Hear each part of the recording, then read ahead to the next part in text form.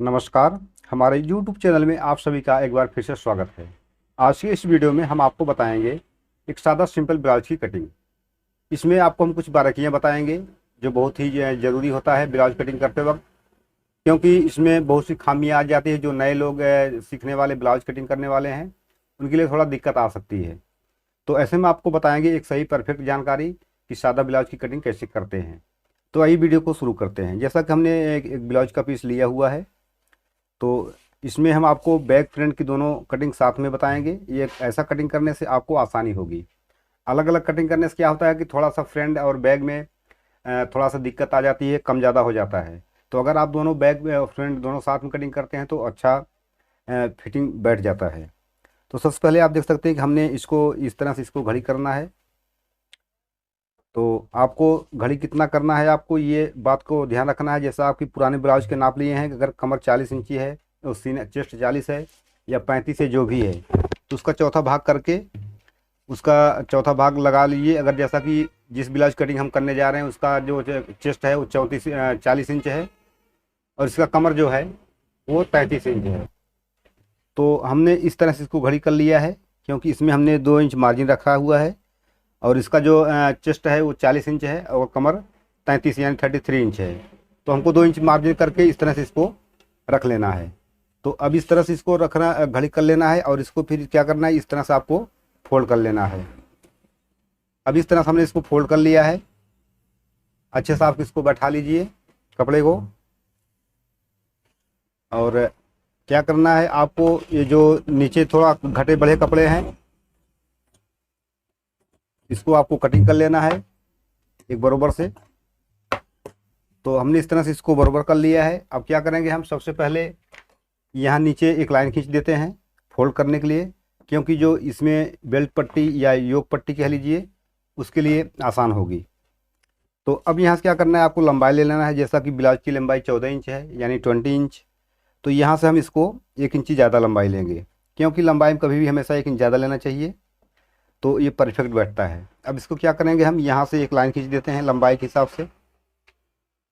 ऐसे में शोल्डर इसका जैसा कि 13 इंच है तो इसको हम 12 इंची, क्योंकि ब्लाउज तैयार होने पर अगर शोल्डर नापते हैं आप तो थोड़ा सा ज़्यादा हो जाता है, क्योंकि गले कटिंग हो जाते हैं वो खींच जाता है, इसलिए थोड़ा सा 1 इंची कम ही काटे शोल्डर, तो ये परफेक्ट शोल्डर बैठ जाता है आपका।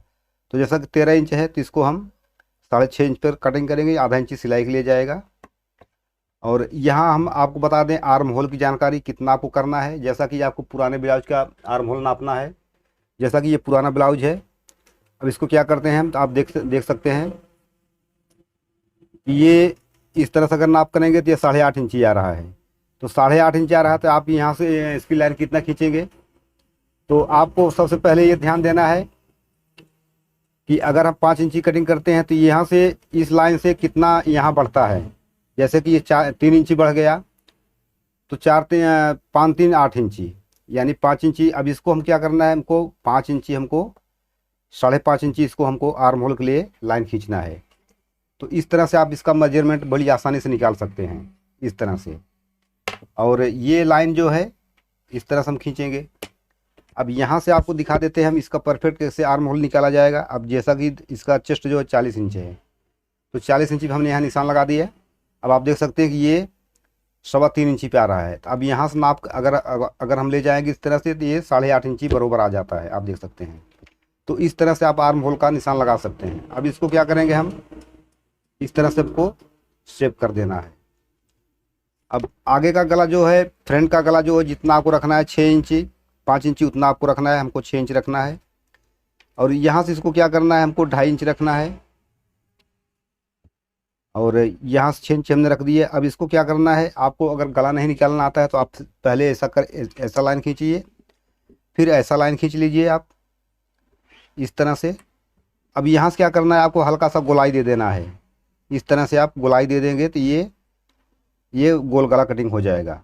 अब यहाँ से क्या करना है, आपको इसका जो बेल्ट पट्टी का निशान है वो आप कितना लगाएंगे। जैसा कि पुराने ब्लाउज में जितना है 10.5 इंची 11 इंची जो भी है उतना आप यहाँ से निशान लगा सकते हैं बेल्ट के लिए। तो हम 11.5 पर निशान लगाते हैं। अब यहाँ से क्या करेंगे, थोड़ा सा हल्का से इसको डाउन करेंगे इस तरह से। अब ये इस तरह से हमको शेप हो जाएगा ये अब यहाँ क्या करना है, आपको डॉट के लिए निशान लगाना है। डॉट के लिए आपको यहाँ से 3.5 इंच पे पहला डॉट लगाना है, और अब यहाँ से 1-1 इंच छोड़ करके आपको निशान लगा लेना है डॉट के लिए, इस तरह से। अब चाहे तो आप यहाँ से मार्जिन कर सकते हैं स्केल ले करके, और यहाँ से भी आप इसको मार्जिन कर सकते हैं, यहाँ से भी कर सकते हैं, और यहाँ से भी कर सकते हैं। तो ये मार्जिन हो गया। अब इसको क्या करते हैं, जैसा कि अब फ्रंट का हमने मार्जिन कर लिया है, अब इसके विपरीत क्या होगा, नीचे जो है बैक की कटिंग करना आपको आसान हो जाएगा। तो सबसे पहले हम इसको इसी मार्जिन पर कटिंग कर देते हैं। तो आप देख सकते हैं हमने कटिंग कर दिया। अब इसमें क्या करेंगे, हम फ्रंट को निकाल लेते हैं इस तरह से। अब यहाँ क्या हो रहा है कि थोड़ा सा फ्रंट को जो गला है इसको आपको थोड़ा सा और डाउन करना है, थोड़ा सा ज़्यादा कटिंग कर लेना है। तो इस तरह से आपको हल्का सा क्रॉस ले जाना है, इस तरह से। अब इस तरह से, अब यहाँ क्या होगा कि आर्म होल में झोल नहीं आएगा। तो यहाँ हमने इस तरह से कटिंग किया। अब यहाँ क्या करेंगे, हमको एक कटिंग का निशान लगा लेना है, जो हम डॉट का निशान लगाएंगे। अब इसको क्या करेंगे, हम यहाँ से इसको अलग कर देते हैं। अब और इसको जो हमने योग पट्टी कटिंग किया है, योग का निशान लगाया है, ये भी हमको अलग कर लेना है इस तरह से। अब यहाँ से क्या है, डॉट का यहाँ जो निशान है वो कटिंग कर देते हैं इस तरह से। अब ये योग पट्टी हो गया, यानी बेल्ट पट्टी, और ये फ्रंट हो गया। अब इसमें क्या करना है, हमको बैक में देखना है। अब बैक में क्या करना है, आपको इसी तरह से आपको गला निकालना है। जैसा कि गला जितना है आपका बैक साइड का, उतना हिसाब से आप नाप लीजिए। यहाँ से भी आप नाप सकते हैं, जैसा कि इसका गला जो है 9 इंच है, और यहाँ से आप देखेंगे तो 6 इंच आएगा। यहाँ से हमने 2.5 इंच रखा था। अब यहाँ भी आपको अगर गला गोल नहीं कटिंग करना आता तो इस तरह से आप लाइन खींचिए, और यहाँ से इस तरह से, और हल्का सा आप यहाँ शेप कर दीजिए इस तरह से। तो ये गला कटिंग हो जाएगा आसानी से।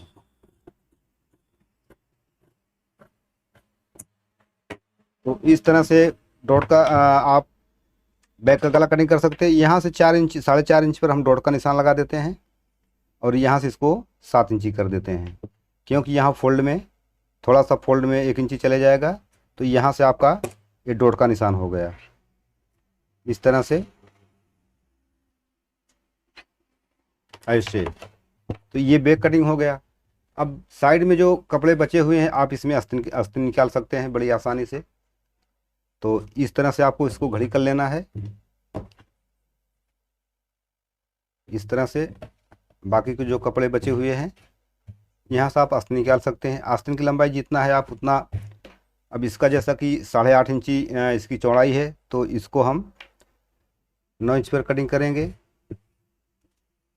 और यहाँ से हम इसको थोड़ा सा निशान लगा देते हैं फोल्ड के लिए। अब इसकी बाहीं की लंबाई जो है, जितना आपका पुराना ब्लाउज है उतना आप निकाल सकते हैं। अब जैसा कि आस्तीन की लंबाई 5 इंच है, तो इसको हम 5.5 पर निशान लगाएंगे, क्योंकि आधी इंची सिलाई के लिए जाएगा। तो यहाँ से हम इसको लाइन खींच देते हैं एक इस तरह से, और यहाँ 2.5 इंची पर हम निशान लगाएंगे आर्म होल के डाउन करने के लिए इस तरह से, और यहाँ से एक लाइन खींच देते हैं। आपको यहाँ जो भी मार्जिन रखना है आप मार्जिन रख सकते हैं। तो इस तरह से आप इसको कटिंग कर सकते हैं।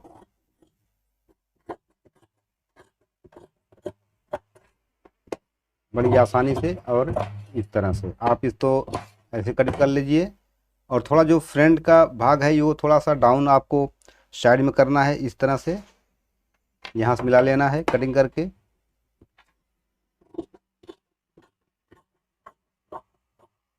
ऐसे अब ये बरोबर आप देख सकते हैं कि एक बरोबर परफेक्ट सादा ब्लाउज कटिंग हो गया है। तो आई होप यह वीडियो आपको पसंद आया होगा, आपको कटिंग की जानकारी जरूर मिल गई होगी। कोई दिक्कत हुई अगर तो आप हमें कमेंट कर सकते हैं। तो चलिए मिलते हैं। अगर आपको इस स्टिचिंग का भी हमने वीडियो बनाया हुआ है अपने चैनल पे, आप वहाँ से भी सीख सकते हैं। तो कोई अगर दिक्कत है तो आप हमें कमेंट कर सकते हैं, इसके लिए हम रिप्लाई ज़रूर करेंगे। तो चलिए मिलते हैं फिर अगले वीडियो में, तब तक।